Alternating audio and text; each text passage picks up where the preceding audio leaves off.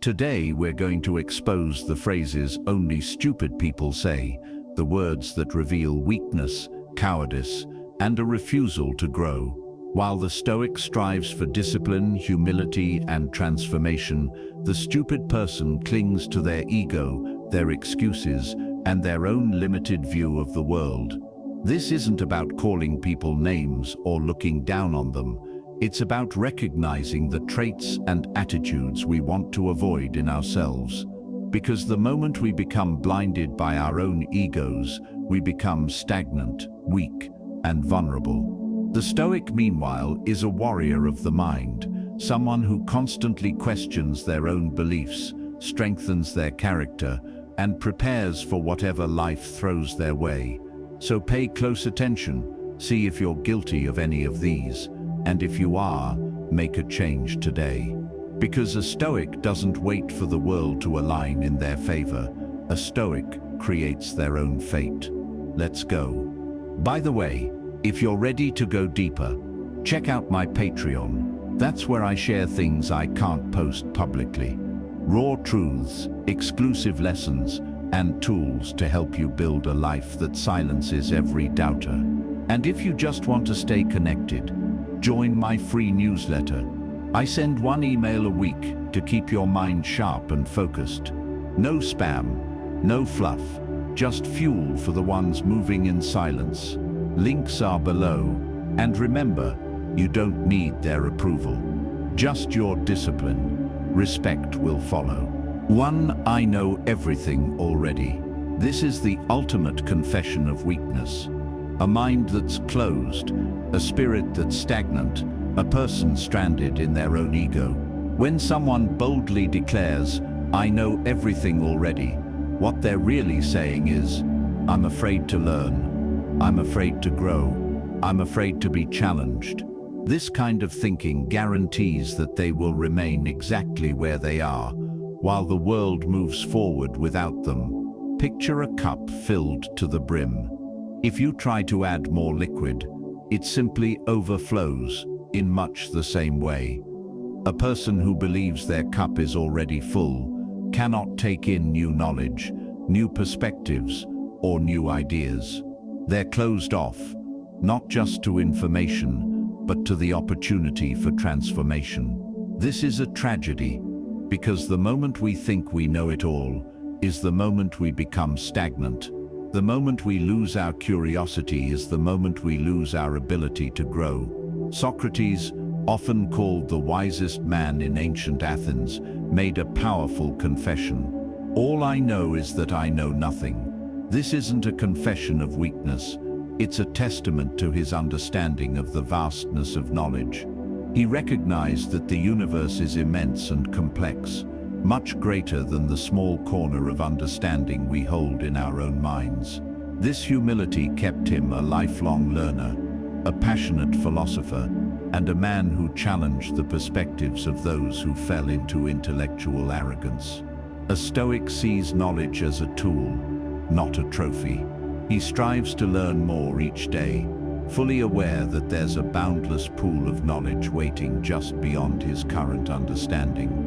He practices intellectual humility, constantly questioning his own beliefs, verifying his judgments, and staying vigilant against the allure of overconfidence. This lets him grow, adapt, and become a wiser, more resilient person. Someone who is prepared for whatever life brings. When you say, "I know everything already," you're choosing the path of stagnation instead of transformation. You're turning your back on the opportunity to become more, to do more, to appreciate more. Instead, consider the Stoic view. Every new experience, every new piece of information, every new challenge is a chance to learn and improve. Every person you meet might teach you something you hadn't noticed before, if you're humble enough to pay attention. Every book you read might unveil a perspective you hadn't considered. Every failure might reveal a weakness you can transform into a strength. Every moment is a step forward, if you choose to take it. The greatest minds in history, the ones who truly made a mark, were not the ones who insisted, "I know everything already." They were the ones who kept asking, "What can I learn today?" Who challenged their own assumptions, their routines, their beliefs, who remained students for the entirety of their lives. This is the Stoic path, the path of eternal growth, discipline, humility, and transformation. So let's remember, the moment we say we know it all is the moment we become fools.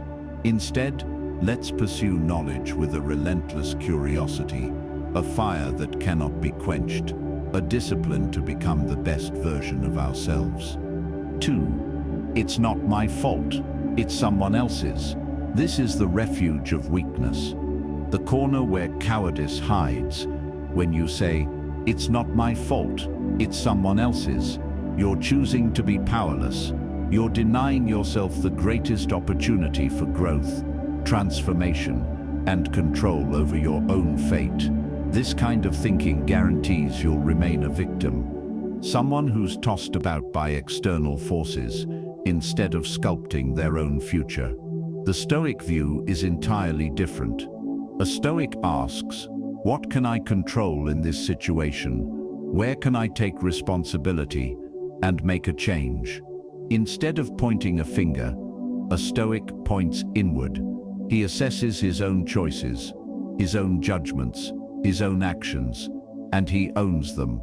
This doesn't mean he disregards the role of external events or unfair circumstances. It simply means he focuses his energy on what he can influence. He drops the excuse and picks up the discipline. Consider this powerful quote from Epictetus. "It's not what happens to you, but how you react to it that matters." This is a central Stoic principle.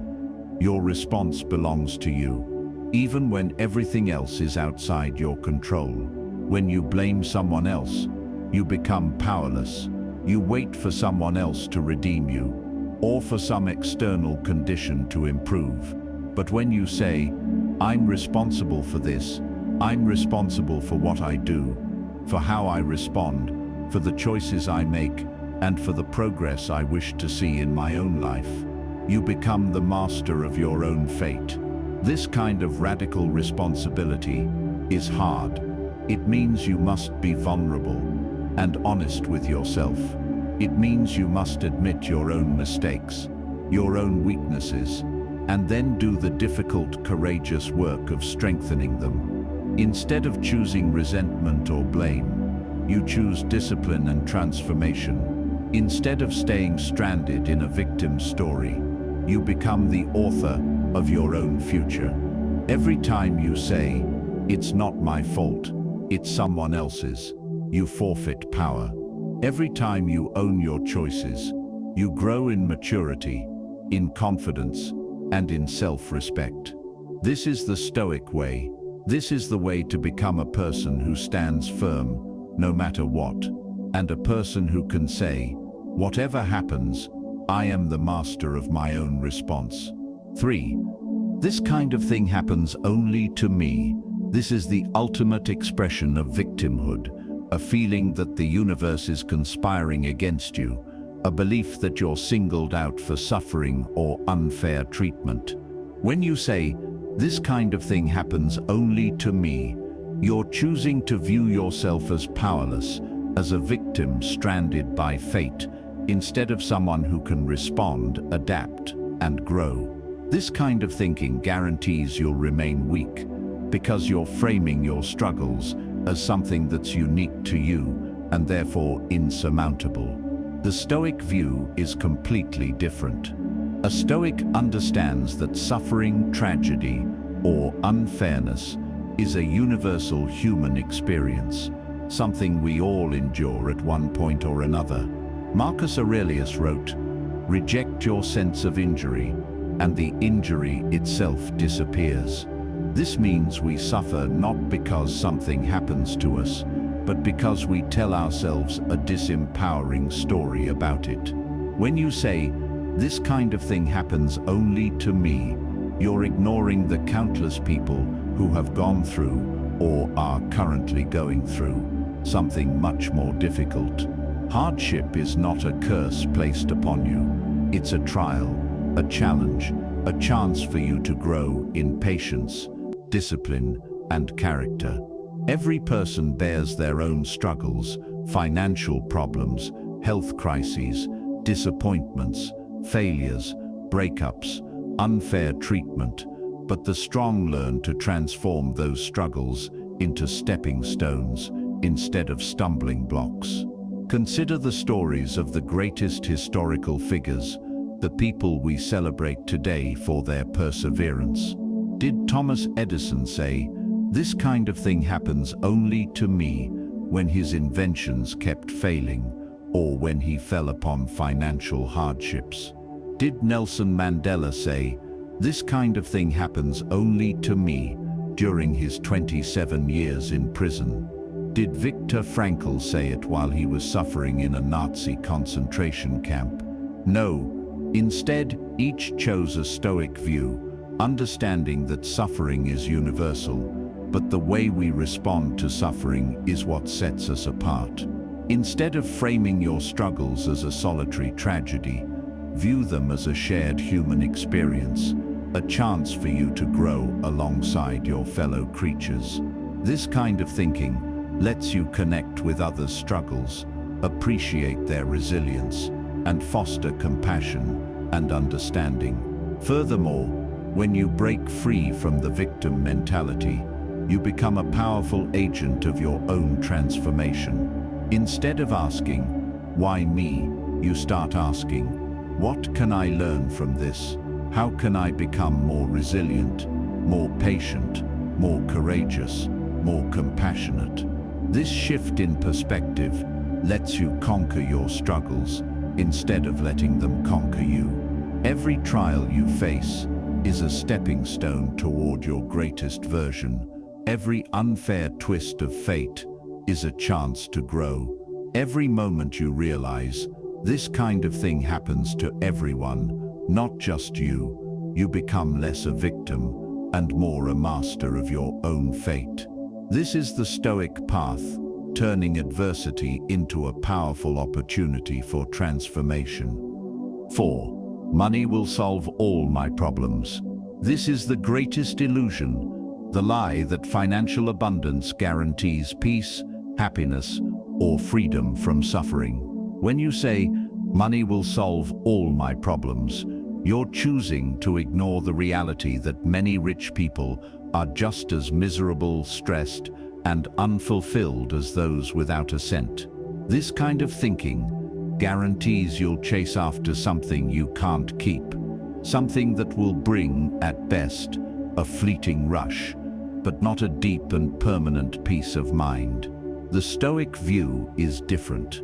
A Stoic understands that happiness and peace come from within, from choosing the way we respond to life's challenges, not from adding more zeros to our bank account. Marcus Aurelius wrote, "Very little is needed to make a happy life. It is all within yourself, in your way of thinking." This is a powerful reminder that financial stability is desirable, but not a solution for your problems of character, discipline, or peace. Money cannot erase resentment, regret, shame, loneliness, or weakness. Money cannot make you a person of virtue. Money cannot conquer your worries, ease your conscience, or bring you a deep understanding of yourself. Instead, money often magnifies whatever you already are. If you're greedy, it will make you even more greedy. If you're shallow, it will make you even shallower. If you're weak, it will enable you to avoid growing strong. If you're angry or bitter, it will sponsor your resentment instead of healing it. Some of the most famous stories from history illuminate this eternal truth. Consider King Midas, a man who wished for everything he touched to become gold, thinking it would solve his problems, only to destroy his happiness in the process. Consider the rich and famous today, many battling depression, loneliness, or emptiness, wrestling with struggles that all their money cannot ease. Instead of placing your faith in financial windfalls, the Stoic focuses on developing character, discipline, and virtue, qualities that enable you to find peace and happiness under any circumstance. This kind of happiness is not vulnerable to financial crises, market drops, or theft. It cannot be taken away by a downturn in the economy or a reversal of fortune.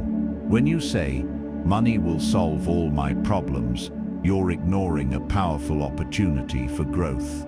Instead, you should ask yourself, who do I need to become to solve my problems? What virtues can I grow in? Patience, discipline, humility, generosity, fairness, to enable me to handle whatever comes my way. This is the Stoic way. This is the path toward true peace, happiness, and resiliency. Money might ease some struggles, pay a few bills, ease financial stress, but it cannot bring a deep, permanent peace. That peace comes from within, from the understanding that you already have everything you need to become the strongest, greatest version of yourself. The 5. I wish things were different. At first, it sounds innocent enough, a simple expression of frustration or longing, but beneath it lies a dangerous trap, a mindset that wastes precious energy on what cannot be changed, instead of focusing on what can be controlled. When someone keeps saying, "I wish things were different," they are silently admitting defeat. They are choosing to remain stuck in the past or paralyzed by circumstances instead of taking command of the present. A Stoic sees this phrase for what it really is, a form of emotional escapism. It's a way of avoiding the responsibility of action by daydreaming about an alternative reality. Marcus Aurelius, in his Meditations, reminds us, do not waste time arguing about what a good man should be. Be one. Similarly, don't waste your time longing for different conditions. Use that time and energy to act, to adapt, and to build strength within the conditions you've been given. Think of it this way: the universe does not bend to our wishes.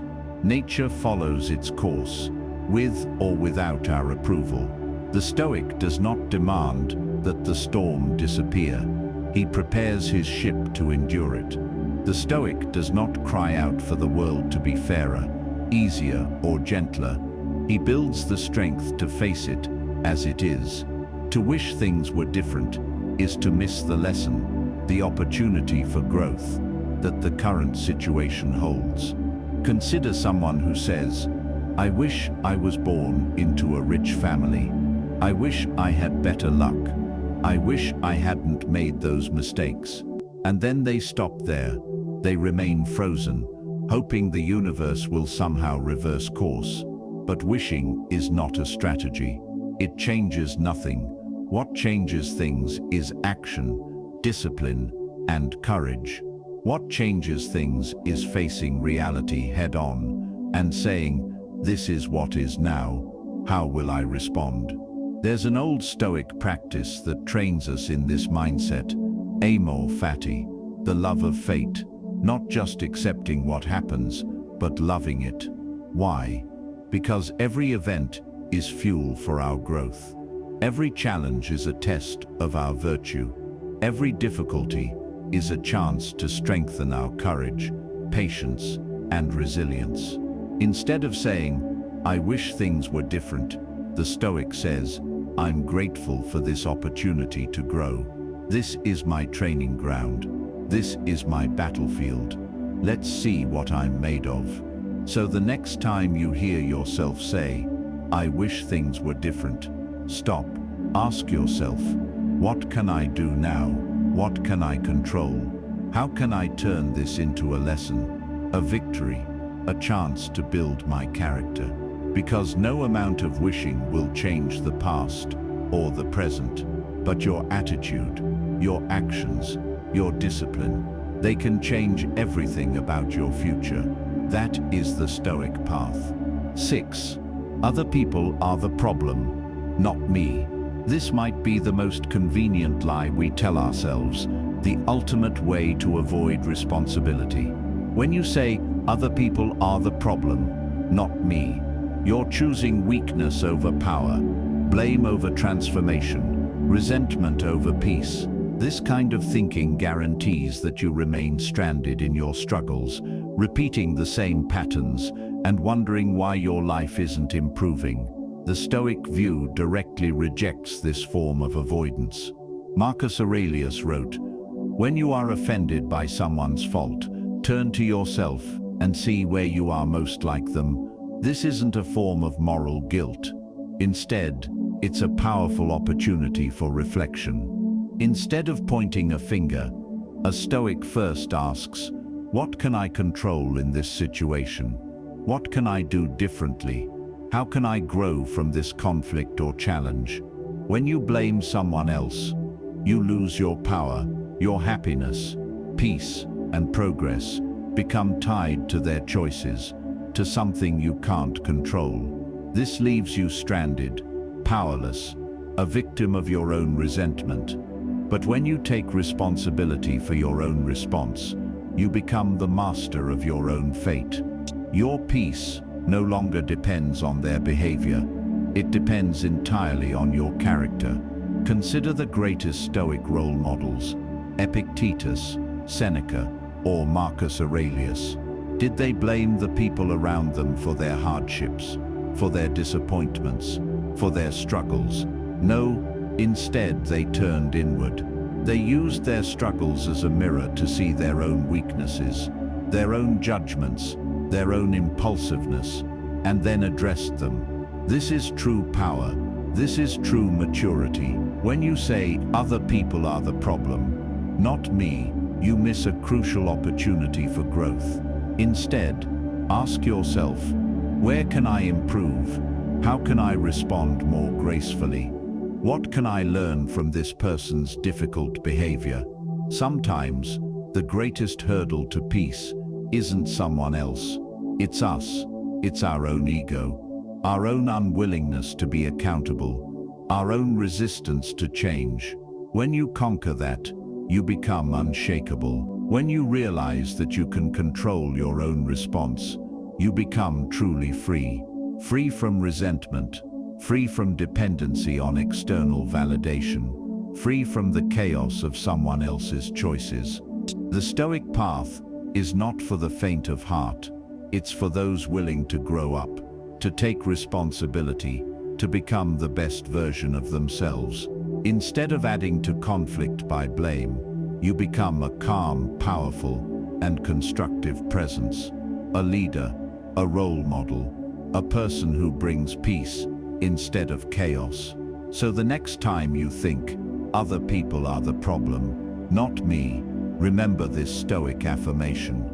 The only thing I control is myself, and that's enough. This is the way forward. This is the path to transformation. Sven, this is just how I am. I can't change. This might be the most dangerous sentence you can say to yourself. The moment you imprison yourself in your own past, your own habits, your own weaknesses, when you say, this is just how I am, I can't change, you're choosing resignation over transformation, cowardice over courage, weakness over discipline. The Stoic view directly destroys this illusion. Marcus Aurelius wrote, "No one is bound by fate except by their own opinion." This means you're not a prisoner of your past or your character. You're a prisoner of your own beliefs. Change is not only possible, it's a moral imperative, because a Stoic strives daily to become the best version of oneself. This isn't something you do once, it's something you pursue for a lifetime, through discipline, reflection, and persistence. Every moment is a chance for renewal. Every decision is a new opportunity to break free from your routines and create a new path forward. Instead of thinking, this is just how I am, I can't change, ask yourself, who do I want to become? What small action can I take today toward that future? Where can I grow, learn, and become more? Consider the greatest stories of transformation in history. People who fell to the bottom, made awful mistakes, fell victim to their own weaknesses, yet chose to redeem themselves. Consider Nelson Mandela, who was a prisoner for 27 years, and yet became president of South Africa and a symbol of reconciliation. Consider Viktor Frankl, a Holocaust survivor, who turned unimaginable suffering into a powerful philosophy about choosing one's own attitude and response in the face of chaos. Consider the countless individuals who fought their own addictions, their own doubts, their own destructive habits, and came out stronger and wiser on the other side. Change is hard, there's no denying it, but hard things are what make us grow. Every step forward, every moment you conquer temptation or a flawed pattern, you become a new person. This process is not glamorous or easy. It's messy, painful, frustrating, but it's worth it. This is precisely where your greatest opportunity for renewal lies, in choosing to break free from your past. Your character is not fixed. It evolves with your choices. When you say, "This is just how I am, I can't change," you're choosing the path of least resistance. You're choosing to remain small, weak, comfortable, instead of honoring your greatest potential. The Stoic path invites you to break free from these chains, to do the hard work of transformation, to become someone you're proud of, someone who stands firm in their principles, who controls their own choices, who cannot be defeated by circumstance. So today, make a vow. I may have made many mistakes. I may have been weak or flawed in the past, but I do not define myself by that. I define myself by the choices I make today, by the discipline I pursue, and by the character I slowly construct. This is the Stoic way. This is the path to true freedom. This is the moment you break free from your own chains.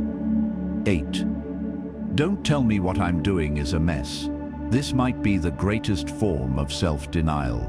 The moment we close our ears to constructive criticism. The moment we avoid looking honestly at our own chaos. When you say, "Don't tell me what I'm doing is a mess," you're choosing pride over humility, defensiveness over growth, weakness over transformation. Instead of embracing the opportunity to become a better person, you're choosing to remain stranded in your own confusion. The Stoic view directly destroys this illusion. Marcus Aurelius wrote, "If someone is able to show me that I'm in error, I'm delighted, for I wish the truth not to be proved right."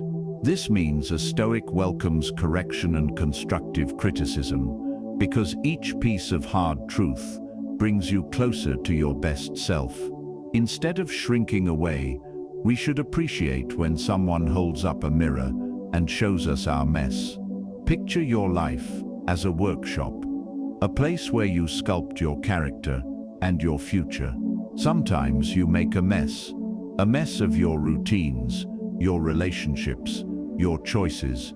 Sometimes you break something you care about or create chaos where there might have been peace. When someone points this mess out to you, a Stoic doesn't become hostile or ashamed. Instead, they appreciate the chance to repair, improve, and become better. Turning away from that opportunity guarantees you stay messy. Facing it, however, lets you grow. Instead of adding another layer of chaos, you clear the path toward renewal. Consider Thomas Edison, a man who tried over 1,000 prototypes before successfully inventing the light bulb. He made mess after mess, chaos upon chaos, until he stumbled upon a solution. He chose to view each mess not as a failure, but as a stepping stone toward eventual success. This is the Stoic way. Instead of denying our mess, we learn from it, grow from it, and let it transform us into something greater. Edison didn't say, "Don't tell me what I'm doing is a mess." He said, "Every mess brings me closer to the answer." When you say, "Don't tell me what I'm doing is a mess," you're choosing to remain blinded by your own ego. That ego, that fragile, vulnerable construct, prefers self-justification over self-correction.